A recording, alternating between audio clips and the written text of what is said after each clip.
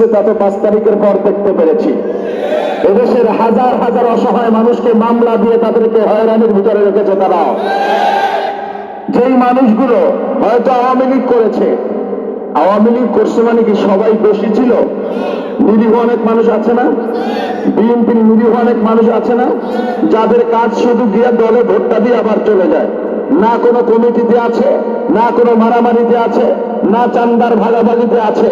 ওই মানুষকে দলের অপরাধে, নিজে অপরাধ করে নাই, দলের অপরাধে তাদের বিরুদ্ধে মামলা দেওয়া কোনো মানবিক কাজ? এজন্য মানসুর আহমদ সাকিকে যদি হাত পাখা মার্কায় ভোট দিয়ে নির্বাচিত করতে পারেন, এই মতলব উত্তর দক্ষিণ হবে শান্তির নিবাস। কোন অসহায়, কোন নিরীহ মানুষকে, নিরপরাধ মানুষকে মামলায় ঝুলানো হবে না। আমার বিধবা মা বোনদেরকে হক আদায়ের জন্য, অধিকারের জন্য দাঁড়ে দাঁড়ে ঘুরতে হবে না। এতিম শিশুদেরকে শিশু শ্রমে লাগতে হবে না, বিনা শ্রমে তাদের যথোপযুক্ত শিক্ষার ব্যবস্থা করা হবে। যত সুবিধা এখানে দরকার, ইসলামকে একবার ক্ষমতায় নিয়ে দেখেন, ইসলাম মানুষকে কতটা অধিকার দিয়েছে। প্রত্যেক শ্রেণী পেশার মানুষ যার যার অবস্থান থেকে তার তার অধিকার ফিরে পাবে ইনশাআল্লাহ। আজকে শিক্ষিত বেকারের কোনো অন্ত নাই আমার দেশে। আমি একবার আমার স্কুলের দারোয়ানের জন্য একটা বিজ্ঞপ্তি করেছিলাম, অবাক হবেন শুনলে। সেখানে ডিপ্লোমা ইঞ্জিনিয়ার কমপ্লিট করা ছেলে আমাকে আবেদন করেছে। এরকম বহু শিক্ষিত, সামান্য একটা চাকরির কোন বিজ্ঞপ্তি দিলেই বহু শিক্ষিত, উচ্চ শিক্ষিত বহু ছেলেরা আমাদেরকে সিভি পাঠায়। একদিন একজন আমার কাছে এলেন, সাক্ষাৎ করলেন, কথা বললেন। আমি বললাম যে আপনি এত বেশি শিক্ষিত, আপনি দারোয়ানগিরি করবেন? বলে হুজুর, বেকারত্বের অভিশাপ, মা বাবা ঘরে জায়গা দিতে চাচ্ছে না, সবাই কথা দিচ্ছে, লেখাপড়া করে এখন গরুর ঘাস কাটে, ঘোড়ার ঘাস কাটে। আমার অন্তত দারোয়ানিটা দেন, আমি 8,000 টাকাও যদি মাসে পাই, তবু আমার বেকারত্বের এই অভিশাপ থেকে আমি বাঁচতে চাই। এই যে বেকারত্বের অভিশাপ, এই মতলবে আমি আস্তে আস্তে দেখলাম এখানে বহু জমি পড়ে আছে। এর থেকে অল্প সংখ্যক জমি নিয়েও বহু মিল কারখানা, ইন্ডাস্ট্রি করে এই মতলবের বেকারদেরকে কর্মসংস্থান করার সুযোগ আছে না নাই? দুর্নীতিবাজরা এই সুযোগ করে দেবে না, কারণ তারা রাস্তা দেবে, রাস্তা খেয়ে ফেলে, গরিবদের জন্য ঘর দিলে ঘর খেয়ে ফেলে, এমনকি বাজারের জন্য টয়লেট দিলে পাবলিক টয়লেটও খেয়ে ফেলে। এটা বারবার পরীক্ষিত, প্রমাণিত। এরপরে যদি আপনার হুঁশ না হয়, এরপরে যদি আপনি না শোধরান, তো আপনার কপাল আপনি নিজেই করলেন। আচ্ছা দেখেন, নতুন ভোটার যারা, নতুন বলতে যারা এখন পর্যন্ত ভোট দিতে পারে না আমার মতো, কারণ আমি ভোটার হওয়ার পর থেকে পর্যন্ত ভোট দিতে পারিনি। এরকম বহু নতুন ভোটার আছে, বা পুরান ভোটার কিন্তু ভোট দিতে পারে নাই। তাদের প্রথম ভোট।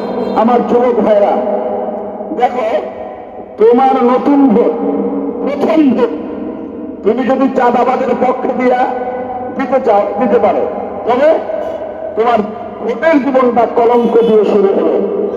তোমার ভোট পাওয়ার পরে তোমার নেতা যদি নির্বাচিত হয়, যত অন্যায় করবে সব অন্যায়ের ভাগ তোমার ভিতরে আসবে। এইটা তোমার তওবা দিয়েও যাবে না। কিয়ামতের ময়দানে তুমি দেখবা, তুমি হাজি, তুমি হজ করেছো, দান সদকা করেছো, টাকা পয়সা দান করেছো, নামাজ, রোজা, তাসবিহ, তাহলিল বহু কিছু করেছো, এলাকার শ্রেষ্ঠ মুসলিম হতে দিন। কিন্তু কিয়ামতের ময়দানে দেখবা চান্দা, ধর্ষণ, চুরি, ডাকাতির গুনার পাহাড়। তুমি জিজ্ঞেস করো, আল্লাহ গুণা তো আমি করিনি। বলবে যারে ভোট দিছিলা সে এগুলো করেছে। ভোট দেওয়া মানে সমর্থন দেওয়া, সাক্ষী দেওয়া, সুপারিশ করা। তোমার ভোট না পাইলে নির্বাচিত হতো না, এই কামগুলো করতে পারতো না। হিসাবটা সহজ। আর ইসলামের পক্ষে যদি ভোট দেন, হাত পাখা যে স্রেফ ইসলামের বাক্স, এটা নিয়ে সন্দেহ করবেন না। কারণ ক্ষমতার জন্যই যদি বিশ্বাস চরমনায় রাজনীতি করতেন, কোন একটা জোটে গেলে 30-40টা এমপি হওয়া আমাদের সময়ের মাত্র ব্যাপার ছিল। কিন্তু বিশ্বাস চরমনায় চিন্তা করলেন, এই দেশের মানুষ, ক্ষমতার বাইরে সাধারণ মানুষ, যারা ইসলামকে ভালোবাসে, রাসূলকে ভালোবাসে, তাদের জায়গা আর থাকে কোথায়? আমরা ইসলামপন্থী মানুষকে নিয়ে রাজনীতি করতে চাই, যারা গভীর রাতে কাঁদে, আজান হলে মসজিদে যায়, কোনো মানুষকে কষ্ট দেয় না, গরিবের হক নষ্ট করে না, রাষ্ট্রীয় সম্পদ লুণ্ঠন করে না। এই যারা ইসলামকে চান, ইসলামকে ভালোবাসেন, রাসূলের আদর্শকে ভালোবাসেন, তারা হাত পাখায় ভোট দেবেন এবং মা বোনদের কাছে গিয়ে হাত পাখায় ভোট চাইবেন। যদিও মা বোনদের ভোট আল্লাহর রহমতে 80% হাত পাখায়, এবার মতলব থেকে 100% চাই। কারণ বহু, এই যে আমি দুদিন আগে একটা জায়গায় গণসংযোগে নেমেছি, এক ছেলে বলতেছে, হুজুর আমি করি এই দল, ভাই করে আর এক দল, বাবা করে আপনাদের দল। কেন আমরা মাকে বলি, না ভোটটা আমাদের দলে দাও। তোর বাপ সুদ্ধা, তোরা কয় ভাই যেদিকে যাবি যা, আমি সর্বনায় হুজুরের বাইরে ভোট করতে পারবো না। এরা কিন্তু প্রার্থী চেনে না, এরা চেনে বিশ্বাস চরমনার ভোট। এজন্য মা বোনদের কাছে বিশ্বাস চরমনার পক্ষ থেকে সালাম জানাবেন। নতুন ভোট যারা আছেন ভোটার, আপনাদেরকে অনুরোধ করে গেলাম, হাত পাখা মার্কায় ভোট দেবেন। মুরব্বী ভোটার যারা আছেন, কতদিন বাঁচবো জানি না, শেষ ভোটটা মনে করে হাত পাখা ইসলামের পক্ষে ভোট দেবেন।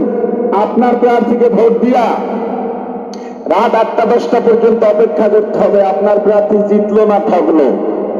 আর ইসলামের পক্ষে ভোট দিলে 8টা পর্যন্ত অপেক্ষা করা লাগবে না, ভোট দিয়ে আপনি জিতে গেছেন। এরপর প্রার্থী জিতুক চাই না জিতুক কিছু আসে যায় না, ইসলামের পক্ষে ভোট দিলাম মানে আমি জিতে গেলাম। আর একটা অনুরোধ, শেষ অনুরোধ, আপনাদের এখানে যে কয়েকজন প্রার্থী আছে, এই প্রার্থীর পাশে মনসুর ভাইকে দাঁড় করাবেন। এরপরে আপনারা বিচার করবেন যে কয়েকজন প্রার্থী আছে তার মাঝে কাকে যোগ্য মনে হয়, কাকে মুত্তাকি মনে হয়, কে আলেম, তার ভয় আছে, আল্লাহর ভয় আছে ভেতরে। আল্লাহর ভয় ব্যতীত সমাজ সুন্দরভাবে পরিচালিত করা যায় না। আপনারা বহু অফিসার দেখবেন মাঝে মাঝে আপনাদের থানায় আসে, কিন্তু ঘুষ খায় না, আছে না নাই? এরপরে বিভিন্ন অফিসে যাবেন, দেখবেন ঘুষ খায় না। কেন খায় না? আল্লাহকে ভয় করে। বলেন না কেন খায় না? আল্লাহকে ভয় করে।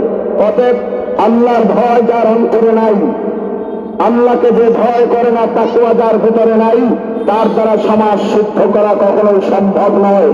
সবাইকে ঐক্যবদ্ধ হতে হবে। 12 তারিখ সারাদিন হাত পাখায় ভোট দিন।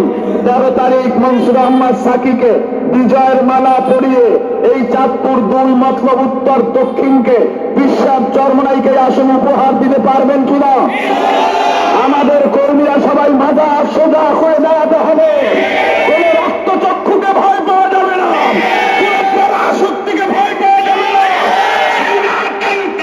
কথা বলতে হবে, ভোট ডাকাতদেরকে প্রতিহত করতে হবে, পাহারা দিতে হবে, হাত পাখায় বিজয় ছিনিয়ে নিয়ে মাথা উঁচু করে দাঁড়াতে হবে ইনশাআল্লাহ। আল্লাহ তাআলা সবাইকে কবুল করেন। সুদূর কুয়াকাটা থেকে আসছি শুধু প্রোগ্রামের উদ্দেশ্যে আপনাদের সঙ্গে দেখা করতে। যেহেতু সারা দেশে ঘুরি, আল্লাহ যদি জিজ্ঞেস করে বলেন বসেন যে ঘোরার সুযোগ আছে, যাও লেখা, ওই এলাকার মানুষ তো তোদেরকে চেনে, আপনাদেরকে দাওয়াত দিয়ে গেলাম, আমার দায়িত্ব দাওয়াত দেওয়া। আল্লাহর রাস্তে হাত পাখায় একটা ভোট দেবেন ইনশাআল্লাহ।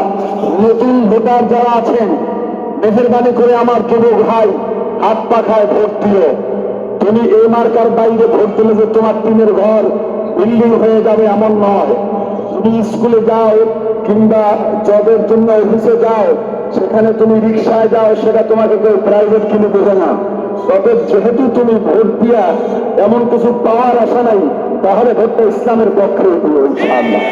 আল্লাহ তাআলা সবাইকে কবুল করেন। আসসালামু আলাইকুম ওয়া রাহমাতুল্লাহ।